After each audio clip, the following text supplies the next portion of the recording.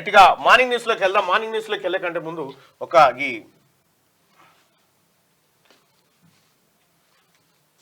ఈ లెక్కలు ఒకసారి చూసుకుందాం.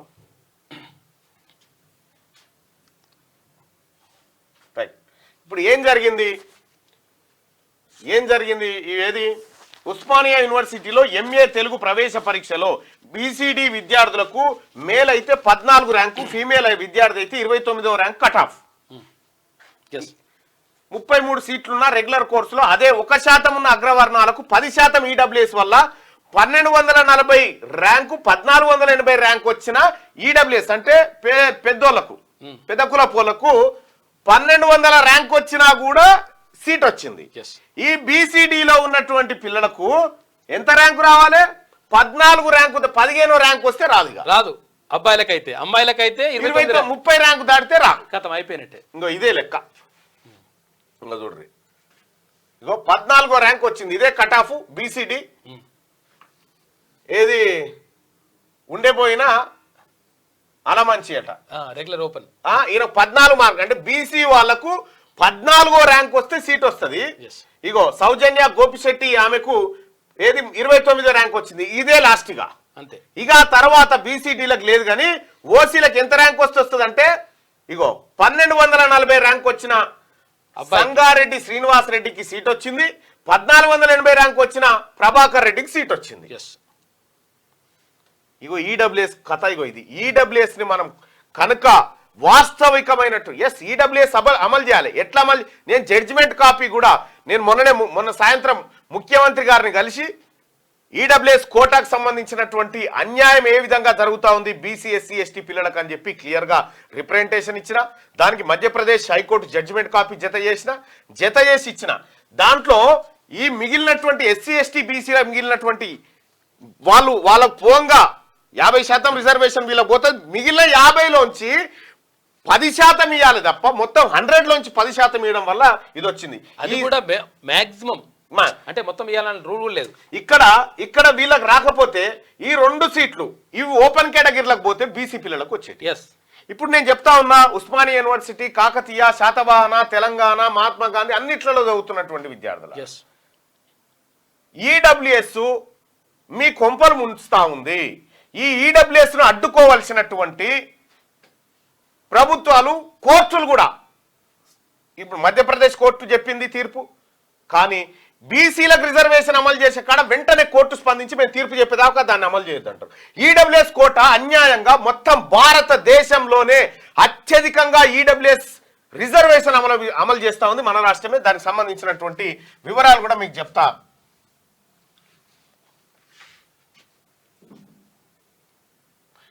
ఖమ్మం జిల్లాకు సంబంధించింది. ఒక్క నిమిషం, ఇప్పుడే ఈడబ్ల్యూఎస్ మన కొంపలు ఎంత ముంచుతుందో ఒక్కసారి చూపిస్తా. దేశవ్యాప్తంగా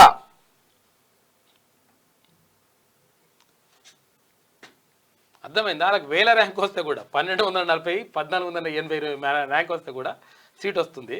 ఇక్కడ 15 ర్యాంక్ వస్తే సీట్ రాదు. ఇక చూసుకో, ఇక ఓపెన్ చేయి, టాప్లు ఉన్నా కానీ. రైట్, ఇక్కడ చూడ్రి, ఈడబ్ల్యూఎస్ కోట అత్యధికంగా ఈడబ్ల్యూఎస్ తో లబ్ధి పొందుతున్నది తెలంగాణలో మాత్రమే. ఇక్కడ మనం ఒకసారి చూసుకుంటే percentage of OC population Jammu Kashmir లో 69% ఉన్నారు. అక్కడ expected of EWS population approximately 50% of OC population లో 34.65% అక్కడ ఏది వాళ్ళు ఎక్స్పెక్ట్ చేస్తూ ఉంటే అక్కడ 10% రిజర్వేషన్ అమలు చేస్తూ ఉన్నారు. 10% అమలు చేస్తూ ఉన్నారు. Reservation factor should not be greater than 1 అంటే వాళ్ళకి రిజర్వేషన్ ఎంత 0.28% అక్కడ రిజర్వేషన్ దొరుకుతా ఉంది. అది 10th ఏది 69% ఉన్నటువంటి కాడ వాళ్ళకి 10% రిజర్వేషన్. ఇక ఢిల్లీలో 63.80% మంది అక్కడ ఈడబ్ల్యూఎస్ వాళ్ళు ఉన్నారు. ఇక్కడ వీళ్ళకు 10% రిజర్వేషన్ అమలు చేస్తా ఉన్నారు. ఎంత 163% ఉన్న కాడ 10% ఇంప్లిమెంట్ చేస్తున్నారు. వెస్ట్ బెంగాల్లో 62% ఉన్నా ఇంప్లిమెంట్ చేస్తలేరు. ఇక్కడ ఉత్తరాఖండ్ లో ఇంప్లిమెంట్ చేయాలి, వాళ్ళ జనాభా దామాషా ప్రకారం చేయాలని చెప్తా ఉన్నాం. ఇక్కడ వెస్ట్ బెంగాల్లో ఇంప్లిమెంట్ చేస్తారు. ఉత్తరాఖండ్ లో 60% ఉన్నారు. దాంట్లో కేవలం 10% ఇంప్లిమెంట్ చేస్తా ఉన్నారు. దాని ర్యాంక్ వచ్చేసి 8 అంటే 8వ స్థానం. చండీగఢ్ లో నాట్ ఇంప్లిమెంటింగ్, ఆ తర్వాత పంజాబ్ లో not implemented, Haryana not implemented. ఇక్కడ మహారాష్ట్రలో 45% మంది ఉంటే వాళ్ళకు వాస్తవానికి 50% రిజర్వేషన్ అనుకున్నా ఏది అని వాళ్ళు డిమాండ్ చేస్తే, కానీ వాళ్ళకి 10% ఇస్తా ఉన్నారు. 0.44% 7th ర్యాంక్ అది. ఆంధ్రప్రదేశ్ లో 26.20% ఉన్నారు. వాళ్ళకి ఇంత రావాలనుకున్నా వాళ్ళకి 10% ఇస్తా ఉన్నారు. వాళ్ళకి 0.76% 4th ర్యాంక్ లో ఉన్నారు. ఇక కేరళలో 24% ఉన్నారు, వాళ్ళు 10%. కర్ణాటకలో 20% ఉన్నారు, వాళ్ళకి 10%. ఛత్తీస్గఢ్ లో 11%. ఛత్తీస్గఢ్ లో ఎంతమంది? 11% ఉన్నారు ఓసీలు, వాళ్ళకి 4% అమలు చేస్తా ఉన్నారు. కానీ తెలంగాణలో 6.98% ఉన్నారు ఓసీలు, కానీ వాళ్ళకి ఎంత 10% అమలు చేస్తా ఉన్నారు. అందులో సగం మంది ఈడబ్ల్యూఎస్ కోటాకు వస్తారని మనం అనుకున్నా కూడా 3.49% రావాలి, కానీ 2.86% అనే నెంబర్ 1 మొత్తం భారతదేశంలోనే అత్యధికంగా బీసీల ఉద్యోగాలు కొల్లగొడుతుంది తెలంగాణ రాష్ట్రంలోనే. ఇది స్టాటిస్టికల్ డేటా. ఇక్కడ Kerala the annual income of the house hold should be less then 4 lakhs. Agriculture land should be less then 2.5 acres. ఎక్కడ? కేరళలో నీకు ఈడబ్ల్యూఎస్ కోటా రావాలంటే యాన్యువల్ ఇన్కమ్ ఎంత ఉండాలి? 4 లక్షల లోపు ఉండాలి. అగ్రికల్చర్ ల్యాండ్ 2.5 ఎకరాల లోపు ఉండాలి. Housing land should be less than the 15 cents కంటే తక్కువ ఉండాలి. ఇక తెలంగాణలో initially implemented with the limit on annual income to be less than 8 lakhs. ఇక్కడనేమో 8 లక్షలు ఉన్నటువంటి ఈడనేమో 8 లక్షలు ఉండాలన్నట ఈడబ్ల్యూఎస్ వాళ్ళకి. And agriculture land to be less than 5 acres ఉండాలి. A limit on the area of house. later all the provisions on land and housing were removed. ఎవరు తీసేసారు? కేసీఆర్. ఇవన్నీ తీసేసి now OC population whoever has an income less than 8 lakhs can claim EWS irrespective of their properties and possessions. So according to this only government employees who have annual income less than 8 lakh as being exempted. ఇక్కడ వాస్తవానికి కేరళ ఎట్లా పెట్టింది EWS అమలు చేయడానికి?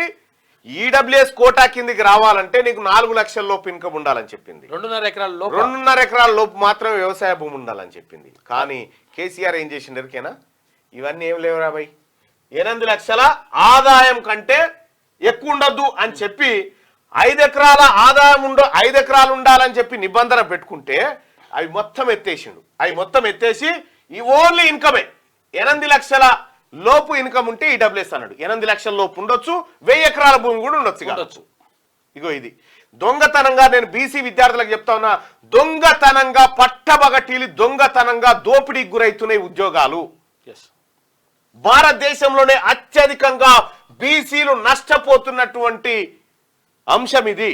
ఇట్లా ఎక్కువ ఇవ్వడం ద్వారా ఎస్సీ ఎస్టీలకు కూడా నష్టమే జరుగుతుంది.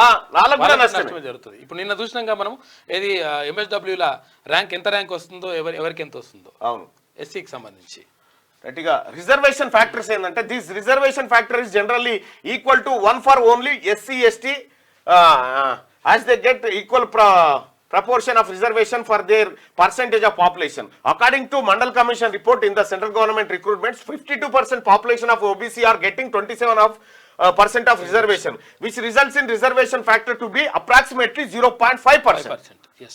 Iga further after subcategorization of OBCs in the state of Telangana, BCD population being 22% to 24%, but the reservation provided is 7%, resulting in the reservation factor to be 0.33. Yes. Conclusion, from the above data we can conclude that EWS people are claiming 9 times reservation of BCD కంటే 9 టైంలు అంటే 9 ఇంతలు ఎక్కువ ఉద్యోగాలు పొందుతా ఉన్నారు.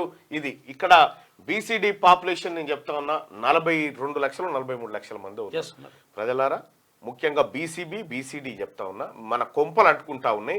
ఎవరైతే విద్యార్థులు ఉన్నారో, గౌడ విద్యార్థులు, ముదిరాజ్ విద్యార్థులు, పద్మశాలి విద్యార్థులు, మున్నూరు కాపు విద్యార్థులు, యాదవులు, కుర్మలు, గొల్లలు, ఎవరైతే ఈ బీసీల్లో ఉన్న విద్యార్థులు ఉన్నారో ఇది మీ గుండెల మీద అనేటువంటి లెక్క.